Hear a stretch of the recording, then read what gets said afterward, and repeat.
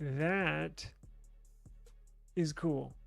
So I think everybody within the industry, meaning like developers, meaning people on the executive boards, people in R&D, people from within, people like if I worked at Google and I had to go drive to Austin every day in the Google offices, or if I worked at Samsung in San Jose or in New York, or I worked at Motorola in Chicago, this is something that would catch my eye, right? If I did not work at Samsung, if I, let's say I worked at Motorola in Chicago in their corporate office, I would say in a meeting, I would say, you know what? That privacy share thing Samsung's got on their new S26 Ultra, that is badass. Like, I would say we need to find a way to get that on our phones, right? Whether we have to pay Samsung for use of that technology, or we flat out try and copy that technology somehow. But this is a pretty cool thing, and I think it has a lot of people from inside the industry kind of like, how can we get that on our devices?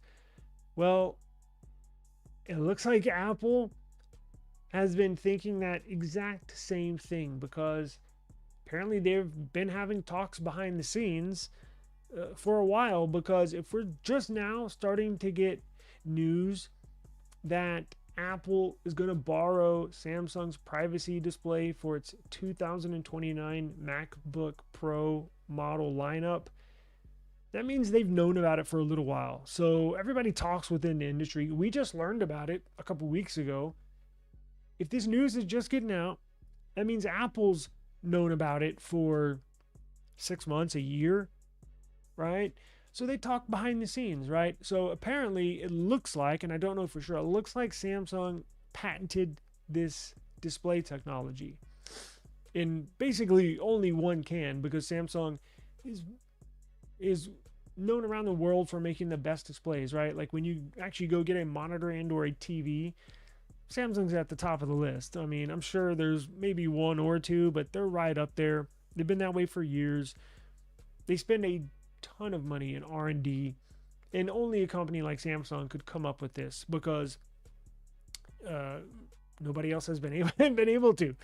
So it just goes to show that people behind the scenes in a competitor like Apple, that is really cool. Let's figure out how we can get that on ours.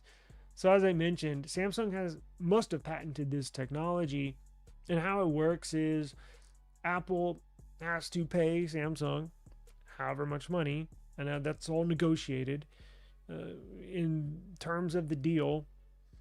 It has to pay Samsung to provide that technology on a set number of devices for so many years at so much dollars, right? But this is cool. So you're gonna see this, and I think you're gonna see this, but I'm sure it's not cheap. I'm sure this is expensive. And I doubt you're going to see privacy shade on nothing phones, right? I doubt you're going to see this privacy shade on Motorola phones, right? You probably won't see it on OnePlus phones. The only other company I can, maybe down the line, maybe 5 years from now, 10 years from now, every phone will have this. But I think it takes a ginormous company like an Apple or a Google, possibly even Xiaomi. Of course, they'd probably try and steal the technology.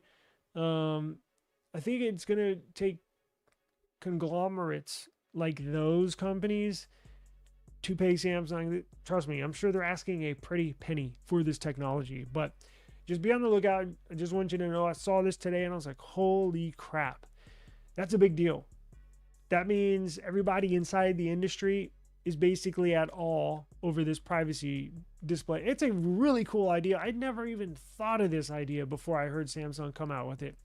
And when I heard it, I was like, damn, that is a really good idea. I never even thought of it. Of course, I don't think of a lot of things, but I do think of cool stuff. Hey, this would be cool. Man, it would be really awesome if phones could do this or do that. Never even thought of a privacy display. And not just a privacy display, but a notification privacy display. Like, how cool is that? So, it looks like everybody's blown away in the industry, because if Apple's already jumping on it, that's a big deal. That's a big deal.